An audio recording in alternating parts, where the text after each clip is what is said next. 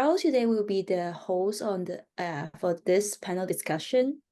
How about let's all the panelists to introduce yourself first. Sure. Fevziam Zaev, originally from Crimea, Ukraine, project manager by profession. Arrived here 1.5 years ago. Currently working as a business analyst at Vancouver Airport Authority, married, 2 kids. Leah, how about you? Hi, I am Ana Lila, or just Lila. I'm from Brazil. I have been in Canada for 2.5 years now, and my background is in marketing. And yeah, I think that's it. Okay, thank you, Leah. Vanessa. Hi, I'm Vanessa, and I'm from Taiwan originally, and I am an HR professional, and I came to Canada last year, the end of August. So I'm really new here. Thank you, Vanessa. Last but not least is Diego. Yeah. Hi, my name is Diego Teta. I am an industrial engineer working as a global planning analyst at Arc'teryx equipment company. I arrived in Canada in December 2022. In 2023, I've been studying and working at the same time at Douglas College and in the same company. Thank you, Diego. Thank you all the panelists for sharing themselves. So, Carlos, let's start our panel discussion. Amazing. Well, thank you very much for being part of the panel discussion. Really appreciate it. So before I start with the first question, like for example, for me, when I came to Canada almost 4 years ago, first of all, it took me a while to like 4 months to be able to achieve a job, and my first job was at Safeway, for example. And I found certain barriers during my way.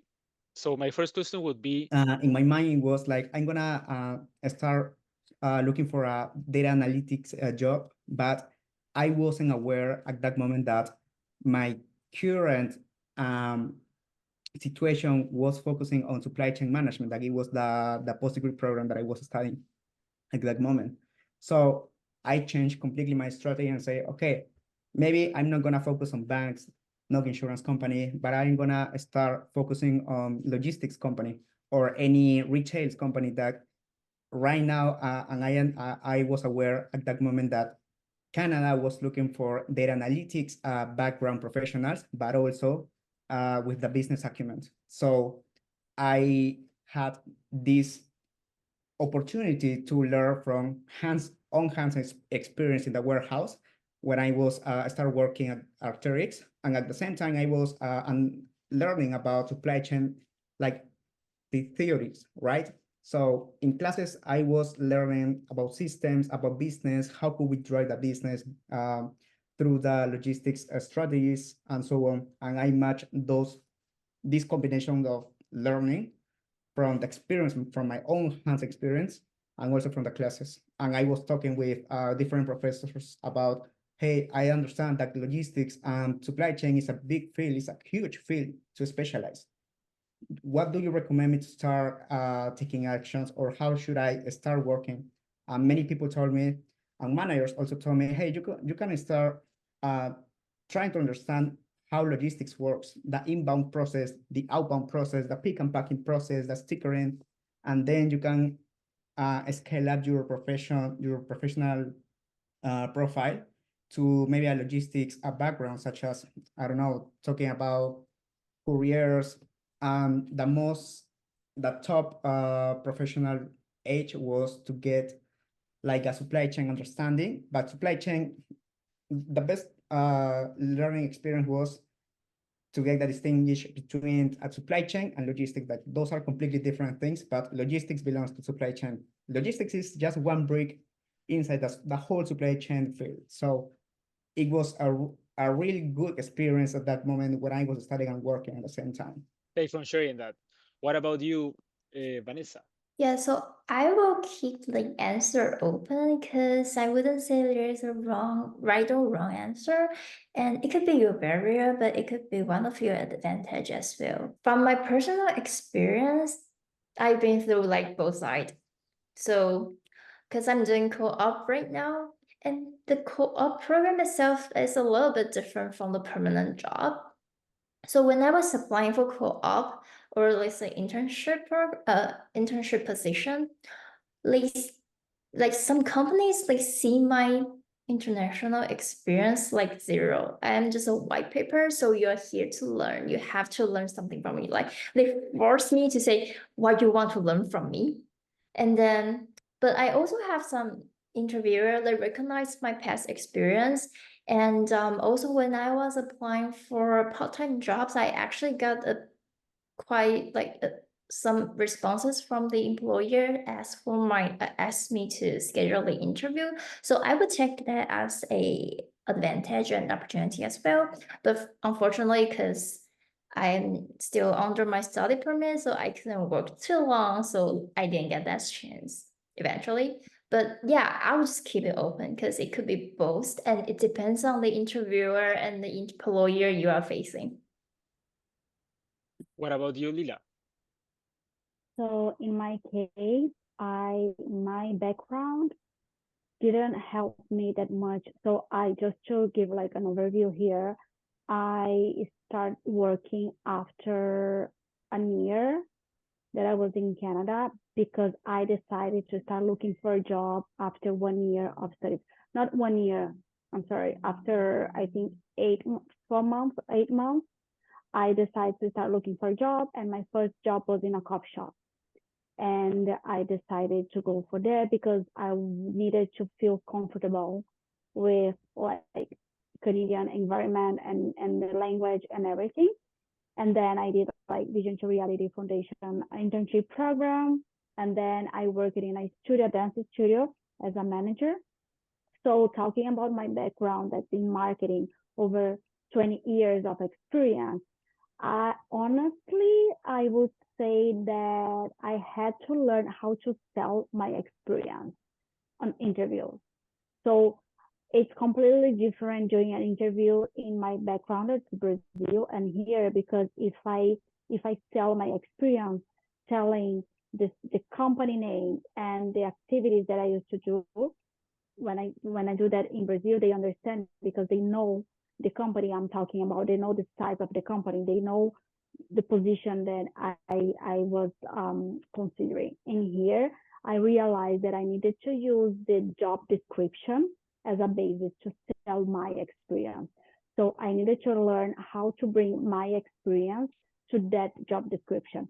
And so it was kind of not selling myself as using my experience as described in my resume, but how my experience, how I could contribute to that job position. I don't know if it's clear enough, but that's how my background experience, my international experience helped me. Thanks for sharing that. Fepsi, and you? Well, I came here with 10 years of management experience. It was both advantage and disadvantage. Well, perhaps advantage side was that the experience was about people, and people are the same everywhere, so to say. Disadvantage was that I have to degrade myself in some way. I had to learn to do something with myself other than telling others what to do.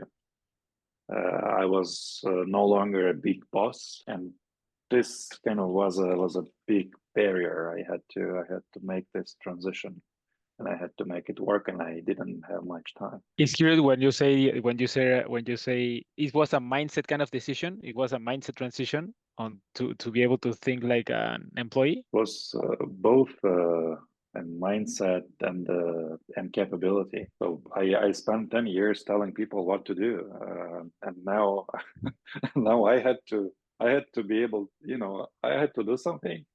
When you apply for a manager job here in Canada, they don't want managers from the third world. They think it's on the moon, and they think it's not in Canada, and it's not on the planet Earth, and they don't know what the management skill is all about over there. So maybe they're right in some sense, because the style of communication here, the culture, the work style, the work-life balance, the beliefs, the norms, the values, they might be different, But the people are people. You know, they go to work in the morning, they go home in the evening. They think about how to feed their families. They think about how to send their children to school, right? And just to or how to pay bills in the end of the month. So it's interesting. just people. And just a follow-up question. For example, and what do you think is, and just a question to all of you, so feel free to just jump in. What do you think is the main reason why employers here might want you to have this kind of Canadian experience more than nothing? Can I go Yeah, first? Diego, go for it. Maybe they want you to be as humble as possible, because you have to forget your whole life in your country. Forget about that you have been an analyst, forget that you have been a manager, a business manager, director, whatever you were, and start from scratch. Because this is a different culture where, and I've learned in the warehouse that doesn't matter how fast you are, doesn't matter how smart you are, if you are not gonna work with your team, doesn't matter anything, because what really matters is the slower person in your team, not the fastest one.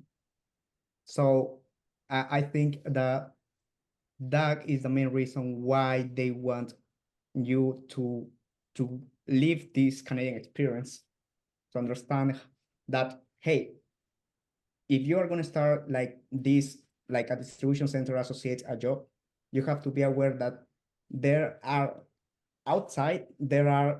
more difficult jobs. So you have to do your best in this job position. I think that's what I've learned in my whole journey in Canada.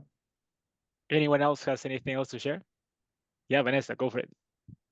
I can share from an HR perspective. I would say it's actually an assumption. They already assume that you don't know anything about Canada culture, you don't know how to work here, you don't know how to fit in here. So that's why many corporations they keep promoting DEI, diversity, inclusion, and equity. Because actually, if you see the international experience from the other side, jump out of the box, it can actually be a plus to your organization, because you will have more diverse thoughts, ideas, and you can be more creative and innovative. Interesting. Yeah, it's great to hear the experiences from Diego and you, Vanessa. I have like a different kind of view, but I completely value yours, of course, because it's just a thought that I'm feeling that maybe it's a sense of trust. Like you need to build trust, maybe in an organization, to be able to prove yourself. And once you build that trust, they start to be curious on more things. I honestly, I actually got that kind of reasoning like it's a couple of days ago. That there was an opportunity that I went through. That actually they started to get very curious, because of course now that I built the trust, they started to be very curious about my entrepreneurial journey back home. So they were like super curious and like, hey, I want to learn more. I started to show and they want to learn more. So I feel like maybe it's because I already built the trust and they already know me. They start to feel like, okay, I want to learn more from your backstory on the things you went through back home, because at the end it's part of who I am right now, maybe, right? What do you think, Pepsi or Lila? I'm not 100% sure about Canadian experience, because in Canada, we don't have Canadians. I mean, we do have all of the world people working. So I think that the Canadian experience that's not a Canadian, especially, I mean, I can say from here, Vancouver, British Columbia, we do have so many people from so many different places of the world with so many different cultures and experience, that when people say about Canadian experience, it's about working in a diversity environment. Because I can tell from Brazil, if you work for, so I used to work for LG Electronics. It's an international company. And I could work with different people from Korea, but that's it. I didn't have to work. I didn't have the opportunity to work with people from India and from Brazil and from Latin America and from Canada and from. So I think that when they expect us to have the Canadian experience, I would say that the best way to say that is that we are able to work with different cultures, because that's it. That's what is Canadian experience about, in my opinion. And actually, well, both you and Vanessa mentioned the kind of the culture here. So going through this to the second question to you all, and maybe Fefsi, you can start with that question. What were the most significant cultural or academic challenges you faced when you first arrived in Canada? Well, for me, it was a discovery that people market themselves here very comfortably. They are very comfortable talking about their achievements. Sometimes we might think it is an exaggeration, but you know, it turns out to be it's half real, half not. But they are very comfortable in telling that. In our culture, in where I'm from, we are not very comfortable in sharing our high achievements and you know, telling other people how big and great we are. So this was kind of a cultural, one of the biggest discoveries, how people market themselves. Turns out the self-promotion is an essential here. Is an essential skill here. And I often felt that people, you know, they are comfortable talking about their accomplishments openly, which often came as an kind of a, you know, strange to me. I noticed that on the first day I arrived, and I'm still wondering sometimes. But over time, I realized that self-promotion is a skill to build confidence and create opportunities. And accepting that took me some time. But it taught me also the importance of valuing and advocating for my own skills too. So within time, you start noticing that you are becoming a part of the culture. That's so interesting to hear. Thanks for sharing that. And what about you, Lila?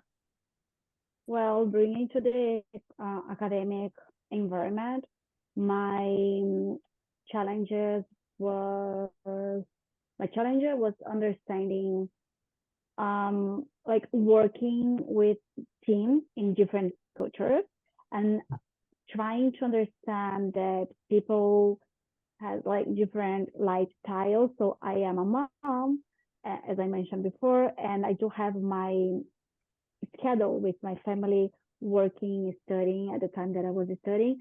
So I think my biggest challenge was understanding that people wouldn't be available when I am available, and when I am available, people wouldn't be available because everyone was like working different schedules. So making it like being able to deliver like a project, working a team at school at Douglas College, when I needed to I depended on others, was like really hard for me. However, it gave me knowledge to deal with different cultures in my work environment now. So as Diego mentioned before, in my culture, you need to be fast. You need to be like, come on, let's go, produce, like non-stop. You have to work 10 hours a day. If you work 8 hours a day, you are not a good employee. And here is different. So I think this experience at Douglas College, working in projects with different cultures, was a really huge challenge. But now I am more prepared to deal with different cultures in my work environment. What about you, Diego? Same thing. I realized that when I was studying Douglas College, and it was my last term. I realized that here in Canada, most of the universities and college take in consideration that team project should be like 70% of your whole score, right? And 30% or 40% should be your individual score. So that was one of the most disadvantaged thing in college, because it doesn't matter how much you are going to study for a midterm or final exam. What really matters is the team project. So it's a matter of luck that the professor is going to assign you with random guys. It's going to be completely random. And it will be like, I don't know, Indian guy, Peruvian guy, Mexican guys, different nationalities. And of course, this diversity culture makes different ways to work. And as Lila mentioned, that if you are available for a specific range of time, they will not be available because maybe they are not in a full-time job, maybe they are in a part-time job, and you have to synchronize with them and set a specific, you have to set an appointment with them to say, okay, what we are going to do this week. Imagine that it happened to me like 2 or 3 times in 3 different courses, that we were like 5 people in a group, and 2 out of 5 were responsible to do the whole team project. So it was really stressful, because when you are studying and working at the same time, it's and you have to take your own life as well, your son, your kids, your husband, your wife, and your own job. So it happened to me that some days I couldn't sleep because I was awake until 4 a.m. and then I have to start working at 7 a.m. And that day when I arrived to my work, I asked to my manager, hey, is it possible to take the day off because I am really tired? And I was taking day off, not for vacation days, it was to rest.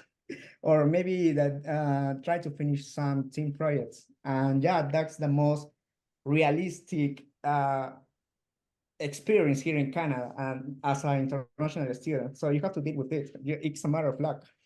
Thanks for sharing that, Diego. And what about you, Vanessa? Yeah, go ahead. Yeah, well, I didn't really have any, let's say, cultural challenge or academic challenge. I mean, I've been through the situation that Diego and Lila been through before, but I wouldn't take that as challenged at least for myself, because I'm quite open-minded and adaptive. So I would say just we have different ways, we'll figure it out. But what I had was reality shock. First of all, I hate the transportation system in Vancouver. I hate it. It's terrible. Like, because I grew up in downtown Taipei, so everything's so convenient. You can go anywhere with walking distance, and you can go anywhere. You can access to everywhere by or MRT or bus or anything else. Like, people in Taipei don't usually drive, but here I feel like you have to have a car, otherwise you are like you can't move. Yeah, I lost my mobility. And Well, thankfully you haven't been to Peru. yeah, and the second thing is, I believe you all know we just had the voting like a couple of weeks ago. So my boyfriend is a citizen, and what I had, the reality shock was, because he asked me, hey, do you want to like see and watch like how does it work? I was like, why? Because I can't vote. What's the point of that? And then he said, it's fine, just come with me and take a look. I was like, okay, yeah, okay. So in Taiwan, if you have anyone go with you and they don't vote or they can't vote, they have to stay outside to wait for you until you vote, until you complete it. But when I got there, and then I told the staff, oh no, I'm just coming with him. I'm not voting at all. And he said, it's fine. Just come in, it's fine. Come in. Just watch, it's fine. Just stand next to him. I was like, how? I could have just changed his decision right on the spot, right? Even though I don't have any voting right, but I could say, no, don't vote that, vote that one. Yeah, I could do that, right? So, oh, that's not fair at all. It's not like procedural fairness. And then also they all have the advanced voting date and the actual voting date, but it's like the whole week. So no, that's not gonna happen in Taiwan because we only have 1 day. And that makes me think, so maybe I can fake the votings during the period, right? So how can you validate they are the actual voting counts, right? Yeah, and the third one is loneliness, because I'm a really people person. I'm really approachable, but like here, it's hard for me to make friends here. Like back in Taiwan, I can just, if I want to go somewhere, or maybe I just sit at home and my friend will call me or text me and say, hey, you want to try this restaurant? And then we will sit at that and then go. Or they say, hey, do you want to grab a drink tonight? And we will say, yeah, sure. And then just go. But like here, I feel like the way people socialize is quite different. So yeah, that's my reality shocks. Thanks for sharing that. Yeah. Yeah, I think for me, like for me during the way, for example, it's been very difficult for me to, even though I knew English and since I basically was born, but actually I felt like when I was in the US, I lived in the US for maybe 4 months, my English improved a lot. But here, for my English to improve is taking me a lot more time.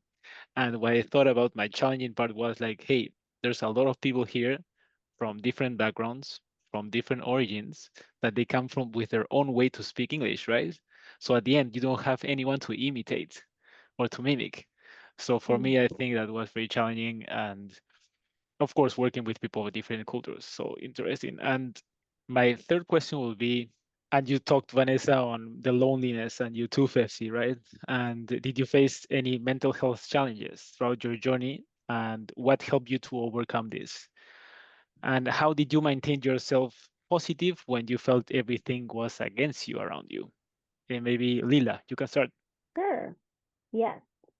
I had anxiety during 2 years of Douglas College, working and studying. So I went through anxiety. I went through panic attack more than, I don't know, more than a lot of times, and a lot of crying.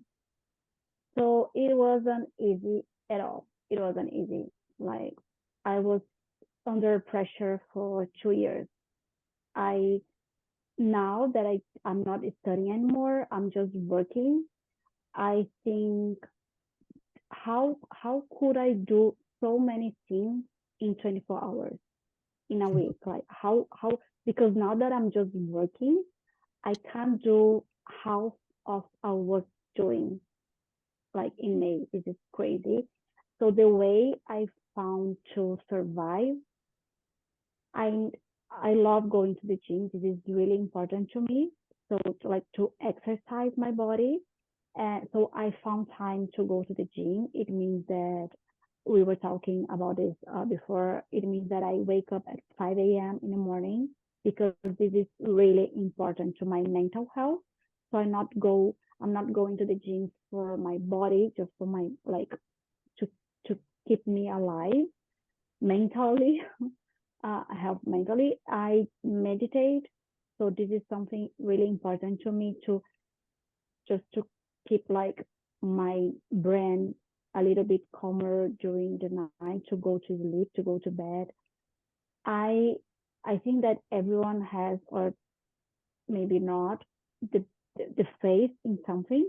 So this was really important to me as well. Like I was much closer to what I believe during this crazy period of studying and working.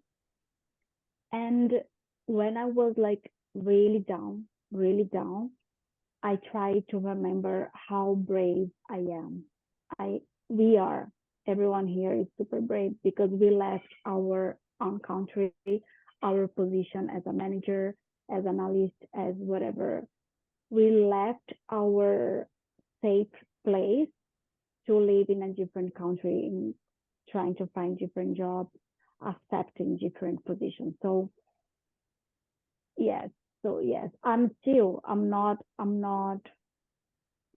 have my bad days, and I think I will have forever because this is not easy. We are always trying to achieve something, but I think in my situation is what I'm gonna do with my bad days. So this is what I really try to do. I'm always trying to believe how brave I am and going to the gym and doing my meditation and believing something. Thanks for sharing that, Lila. Actually, I went through a similar process. I think I meditated a lot. So I think for me as well, meditating, and I do it till to date, every single day. Uh, I meditate, and I read books. So for me, that's the thing that worked. But meditating, I think, was I didn't knew it by myself. My wife taught me too, because she needed to meditate as well to go through her own journey. So interesting to know. What about you, Diego? Same. I drank a lot of Red Bulls uh, every single night. I remember that um, the most stressful situation was when we were studying for for our midterms, and then when we start receiving the letters to say pay your tuition fees for the next term, and you're studying for your midterm, and then you have another responsibility, another situation like, oh my god, how am I gonna pay the next term? How could I know that I'm gonna pass this term? Okay, how much money do I have in my bank account to pay for the next term? So at the same time, I have to go early to the work. Yeah. So the best way and how I did deal with that kind of situation was walk around, go outside of the college or your work spot, and then walk around, play some music. I have to consider that the family plays a key role in your journey as well. Uh, Fortunately, I have my sister here, and she helped me to deal with these kind of situations. The other thing is that watching some TV shows and movies, like for example, The Bear, Whiplash, and Ford versus Ferrari were a great reference to deal with these difficult situations. How could you overcome these challenges? Also, there is a highly recommended TV show that is available on Apple Plus, Apple TV. Its name is For All Mankind. That is all about astronauts. It puts you or explain you what would happen if the Sovietics arrived to the moon, or put a step on the moon first. So they start talking about different scenarios and how these people from different nations start living in the moon or in Mars. And this was like, hey, I am feeling just like that. How they are feeling in the TV show, I am feeling just like that right now, in the middle of the snow, in the middle of the winter. So I just identify and try to get some refugees in that kind of TV shows or entertainment content. So yeah, sometimes you have to be your own hero. Thank you for sharing that, Diego. Appreciate that. What about you, Vanessa? So when I first came here, I was really anxious because I never had such a big gap in my life. Like I don't have any income at all. And then so I started to apply for some HR related roles, but I didn't have any local experience. And as I mentioned earlier, I am still under my study permit, so I can't really work too long. I can only work up to 20 hours every week. And even though I applied for some part-time job, but they require at least 30 hours per week, so I couldn't do that. And then I started to feel frustrated and I felt lost. I was like, what am I doing here? Like, why I made this decision at first? Like, studying abroad and working abroad has always been my dream since I was a child, but why am I doing it right now? Like, I gave up everything I had. I had a decent job, decent pay in Taiwan. Then why I gave up everything and torturing myself? And then gradually it turned into, I don't like here. I want to go home. Yeah. And then what I did was I vented it out to my friend. And one of my friend, he actually told me a really good, it's not really, yeah, it's a really good quote. he say, dude, you know, you are really courageous, and you're the most courageous girl I ever seen before, and the best is yet to come. So if you don't hear anything back from them, that's not the right one for you. You deserve a better one.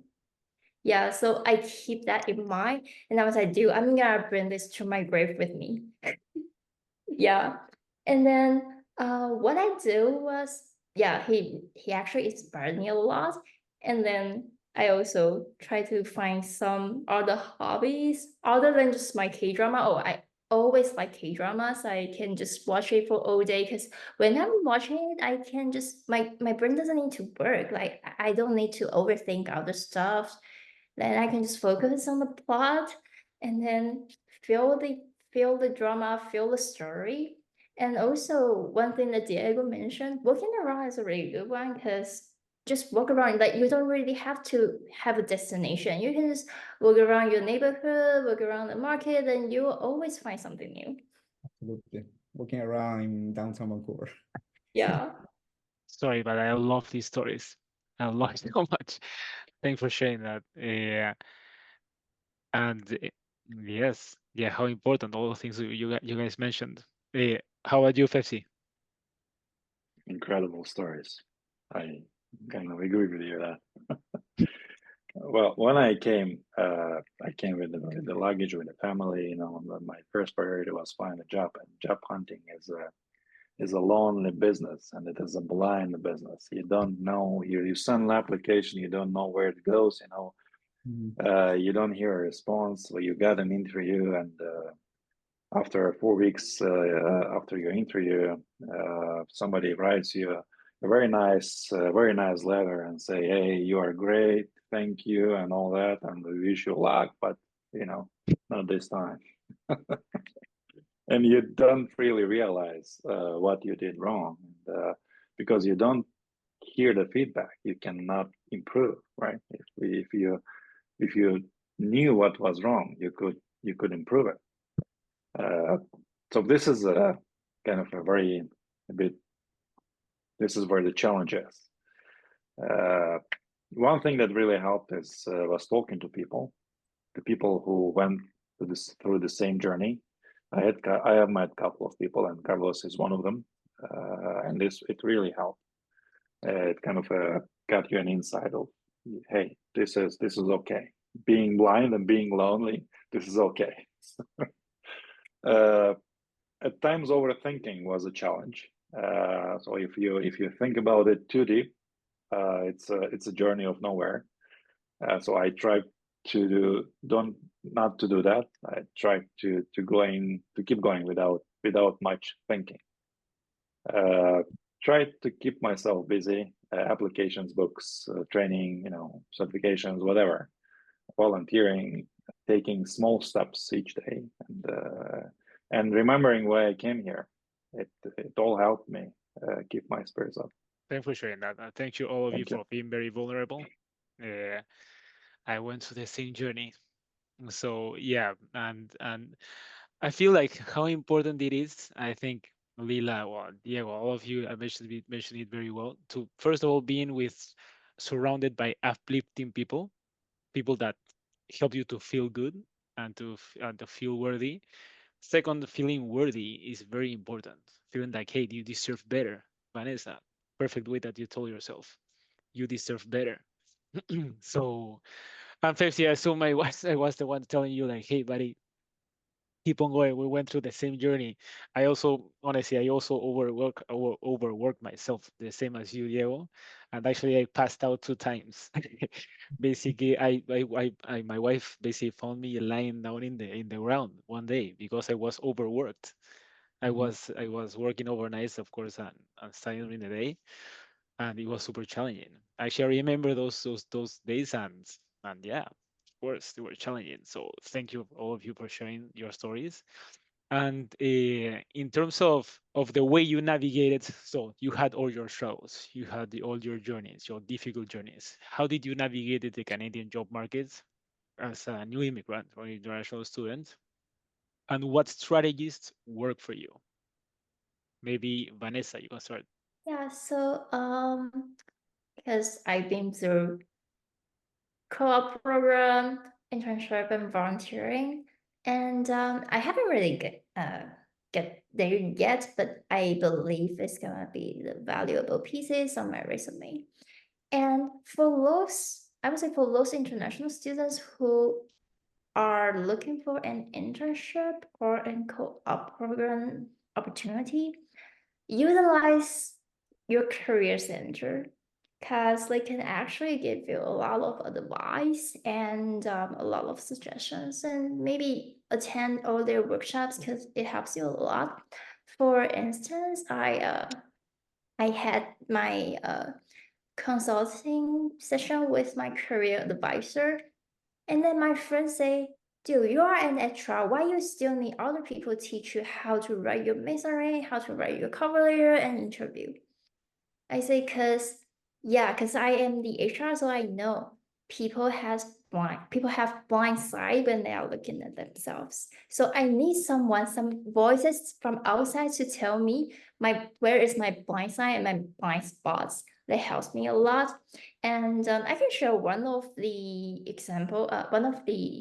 experience I had when I was interviewing a opportunity with a startup company. So let's say I am overqualified in the interview. That's actually really unprofessional as the recruiter, but I can understand because I checked her LinkedIn and she's also a co-op student, so she may not be experienced enough to express herself during an interview.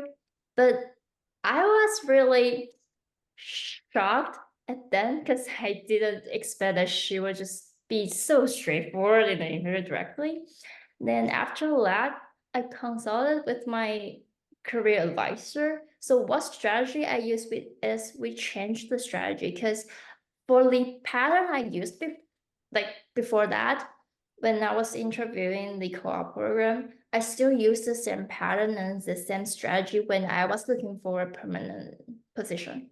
But for co-op and internship itself, the essential part of these programs are what you want to learn from this experience. So I changed a bit from my strategy. So focusing on what I still lack, and then that would be the part that I want to learn from this core experience. Yeah, thank you. Thank you, Vanessa. Diego, how about you? Oh boy. Due to I enrolled to a 1-year program, I had not access to my career center from Douglas College. And when I was asking for some coaching sessions, they told me, hey, you are not enrolled in the 2 years program. You are enrolled in the 1-year program, and this is not part of your plan. And it means the only thing that you can do is to have only one session, but not that 6-month trainee. I say, hey, but I want to learn how to adapt my resume, how to write my cover letter, how to do my LinkedIn profile, and they tell me no, it's not included in your program. I say, okay, what could I do? What do I have right now? I have this warehouse work job. I'm gonna start looking for gain more experience in different areas, in different teams. So what I did and my mindset was, doesn't matter how they look at you, but who looks at you. And I start talking with different managers to say, hey, my name is Diego Beteta. I have this experience in data analytics. I'm also interested in develop my professional career in supply chain field. And they told me, oh, yeah, you can start getting gain more experience in different teams, such as inbound delivery team, picking and packing team, warehouse team, outbound team, and so on. And I've started working like overtime, extra hours on Saturdays to start meeting with these different teams. And I've started getting more experience with these people, and they have explained me the whole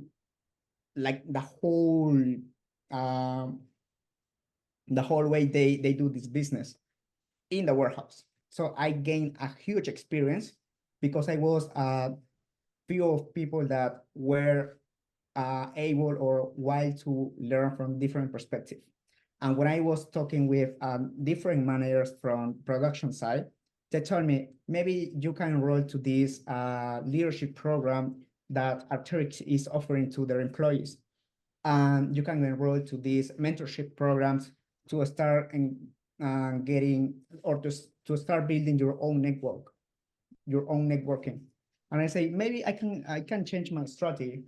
What I did one night is start thinking about, okay, this is a diversity culture in Canada, but how it will be possible that there would not be any people from Latin America? And I start searching or looking for some people from South America that are currently working at Arc'teryx. And I found a lady from El Salvador, and she was kind of raw materials planner at the headquarters. And I sent a message to her on LinkedIn. I say, hey, I'm really interested in your background because this is the same background that I want to build here in Canada. I'm really interested in the retail industry. Please, if you have any time the next week or the next month, please let me know and I will go to the headquarters. And it was like 1 hour and a half from my home. She said, are you okay to going to the headquarters? I said, no worry, I want to learn how this business works, how your team works, and what exactly the company wants. Because when you apply for a different job positions, there are job descriptions that doesn't matter. There are a lot of content that doesn't tell you nothing. And you have to understand what that company really needs right now from different perspective. A real perspective from a lady that is currently working at the office. And she told me, okay, this is what we are struggling right now. We need a people with these soft skills that wants to express their own work or achievement, and also try to understand the technical side and the business acumen. That person needs to have the very good business acumen. And I say, okay, I arrive at home and I start adapting my resume and cover letter by myself. Then when I was on Instagram, I found a website. So this girl, she is one of my heroes. Masha, doesn't look bad. The name is Masha in Canada, and she is a Colombian girl that she has been living here in Canada for more than 10 years, and she has been providing like these kind of services that can help you to enhance your resume, your cover letter, how to build different networking tactics, how to develop the best interview strategies, and so I bought and I pay for that service, and I start studying for a month. And once I got my 1 year probation in the warehouse, I can start applying to qualified jobs.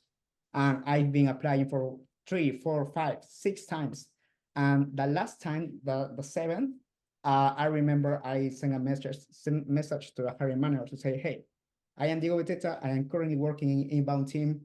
We have been doing this. I know that inbound team is a key piece of your whole operations, but I would like to start start improving my professional career in the company. I am really interested, and I saw that you have an available job position that is a global planning analyst. I would like to combine my current experience in the warehouse and also my background in data analytics. And she told me, okay, perfect. This is the perfect combination, because when she was interviewing different professionals from different companies, she shared with me different stories that there was like guys working at the bank and they don't even know what an SKU is. So SKU is like this blazer with black color, size, small size or medium size. This is an SKU. And this person from the bank doesn't know what exactly an SKU or an article level or a model level means. So she wants to be aware that there will be a guy in her team that understand what an SKU is, how a warehouse operates, and that all, and as well the data analytics background. So that's was my whole journey, how I achieved this current job position as a global planning analyst. Thanks for sharing that, Diego. Great story. How about you, Lila? Well, for me, what happened is that after getting my job in the as a manager in the dance studio, I worked there for more than 1 year and a half, or a little bit more of that. And then I started applying for marketing because I did a project management PTT at Douglas College and marketing. And because my background was in marketing and project management, project coordination, I was willing to go back for marketing. But I couldn't find anything. I was applying so badly, and I started getting really concerned about that. So I started applying for entry-level jobs. And just to make it clear here, I'm not telling that entry-level job not good, because I started as a barista in a coffee shop. So that was my first job here. But I was in a position where I had like almost like more than 1 year of Canadian experience. So I saw that, okay, I am applying for marketing. I'm not getting anything. I'm applying for project coordination. I'm not getting anything. I'm going to start applying for entry-level jobs because I need to find another job for other reasons that wasn't about like the job that I was doing. It's just from like a schedule situation. And then I got an interview. I got another interview. I had like 4 interviews for as an entry-level job, and I didn't get the job. I was like, oh my gosh, what's going on here? So I am not good because I am applying for entry-level jobs and I'm not getting the position. What's going on here? So I did the same strategy as Diego. I started some connections on LinkedIn. So for those jobs that I really want the job, I went to the LinkedIn trying to find someone that could be Brazilian, and I connect to that person. I started a conversation. I did that, I would say, with 50 connections to reply to me. So one girl from a company called Jean Patton, it was a customer service position, and applied for that position.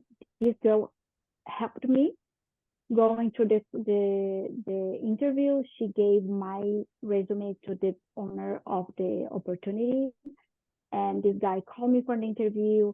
I went for the first interview. I went for the second interview, and I didn't get the job. I was like, what do you mean? Why I didn't get the job?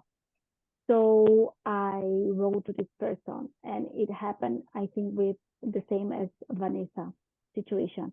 So I told him, please tell me the truth. I really need to know why I didn't get the job. So this girl, she told me, look, I'm going to tell you, they really liked you.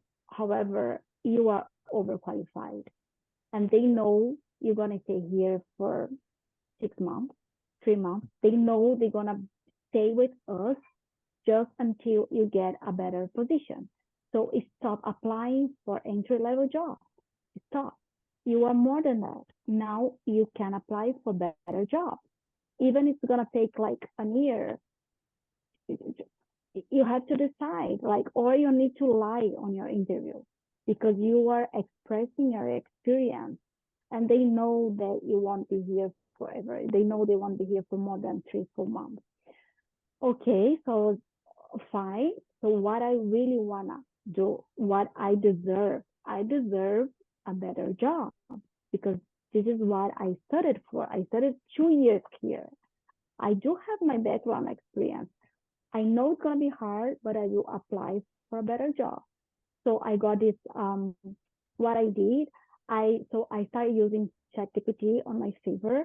So I was okay. So if my resume is not being acceptable, is not being like, is not helping me, what I was doing, because I was so focused in marketing, and those was my the word marketing or project coordinator, marketing or project manager, marketing or project assistant.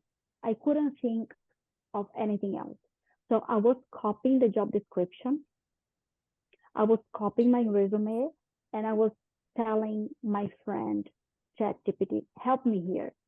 Which kind of job is I can find, I should search based on my resume. So this is the kind of job that I want to find. This is my resume. Give me list, give me titles. How should I search for a job? And ChatGPT gave me a lot of job descriptions.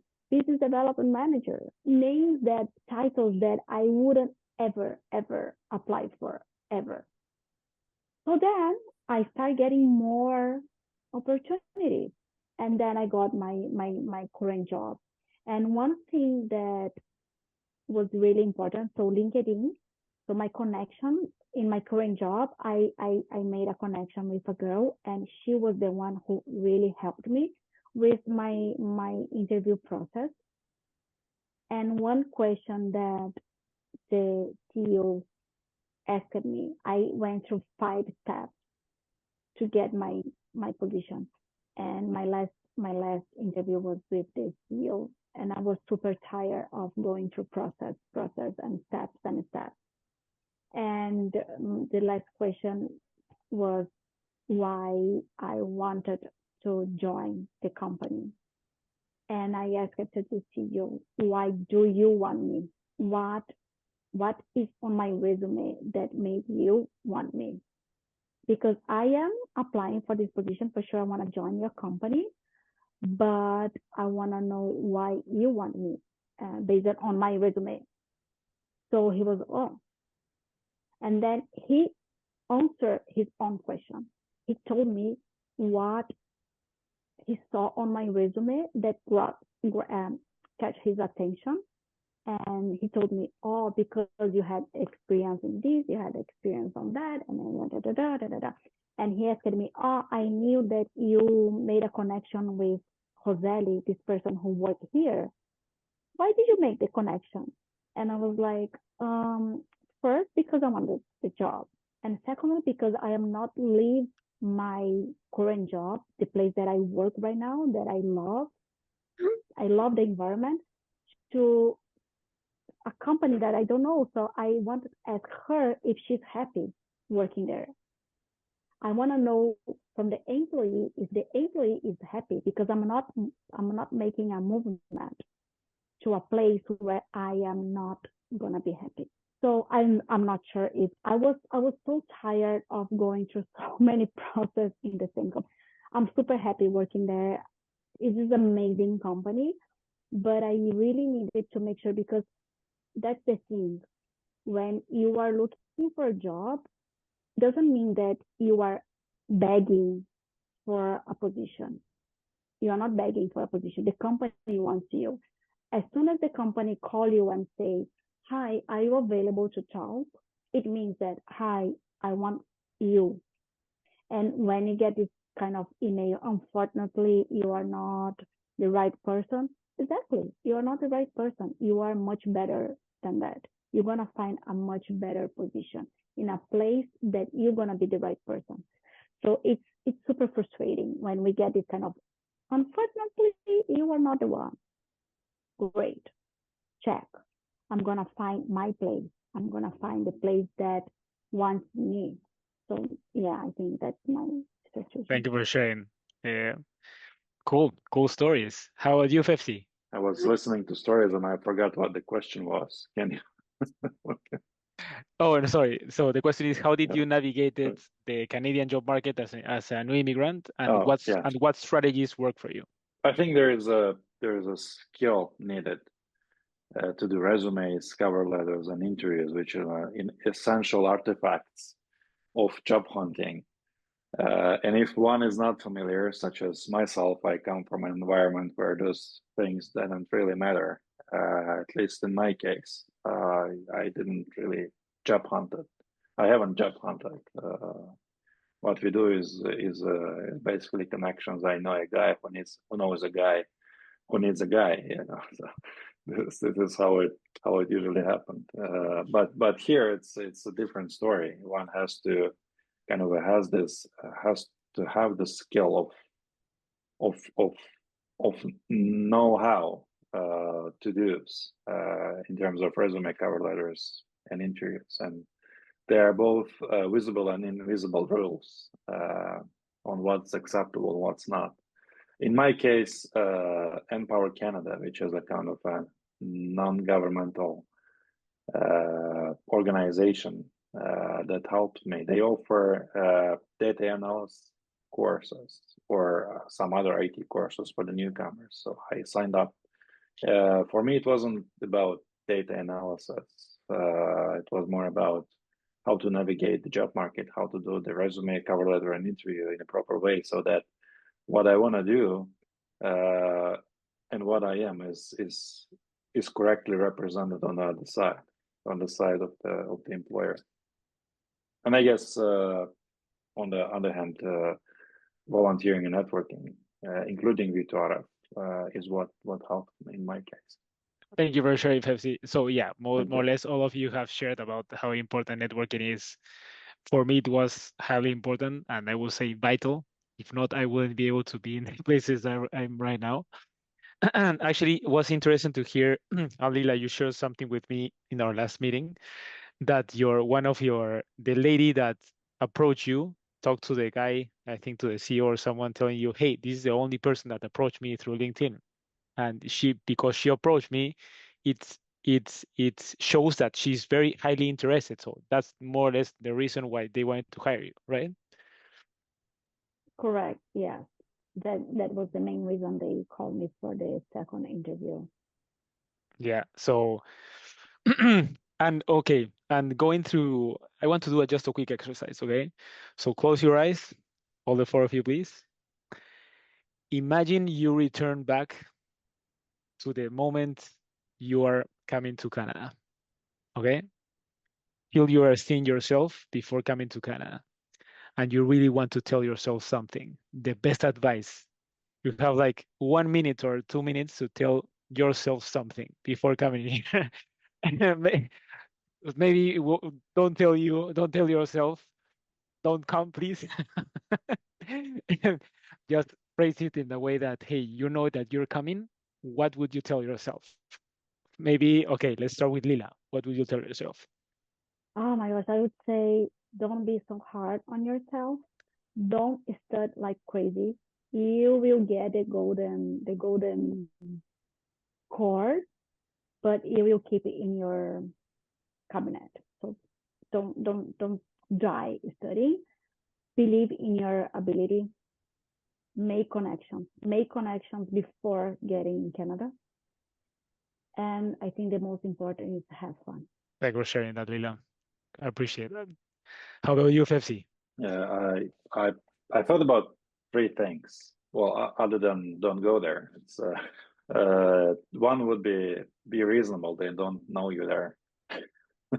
Second would be get a sense of the culture, what's important and why. And third, don't rush it. Where it doesn't matter how fast you run, if everybody around you is walking, just start walking. Don't run. Cool. I think. Thanks for sharing that, Fefsi. Great answers. And Diego. Yeah, three things. First of all, pay for Machine Canada services. You are gonna save a lot of time and struggle in your journey in Canada.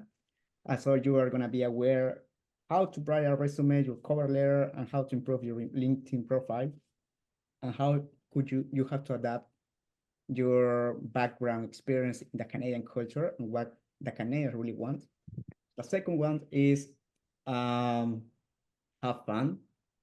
And the last one is don't buy any winter clothes in Peru because it's gonna be just arrive in Canada and then buy an Arc'teryx jacket, or I don't know, maybe a different rain jacket, but it's gonna be really useful for you. Great. Vanessa, you? Yeah, the first thing I wanted to tell myself is actually the same as Leila mentioned.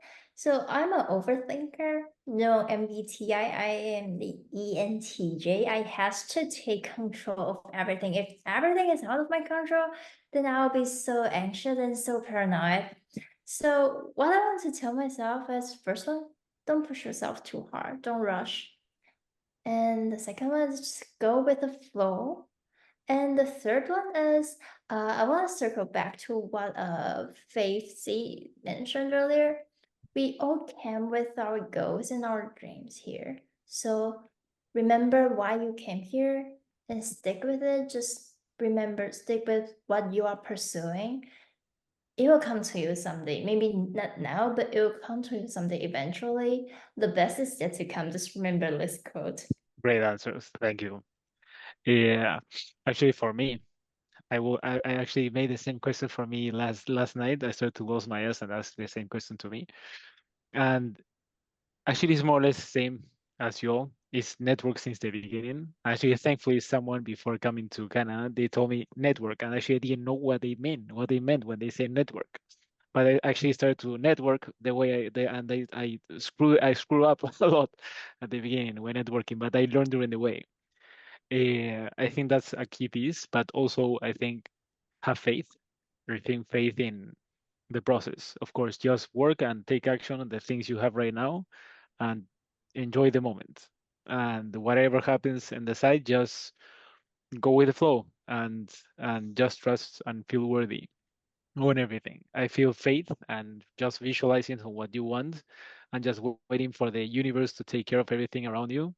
I think was highly important because maybe I got stressed in a lot of moments, but maybe maybe I could have not get so stressed. So I think enjoying and have fun and maybe just walking around like you actually would have been great.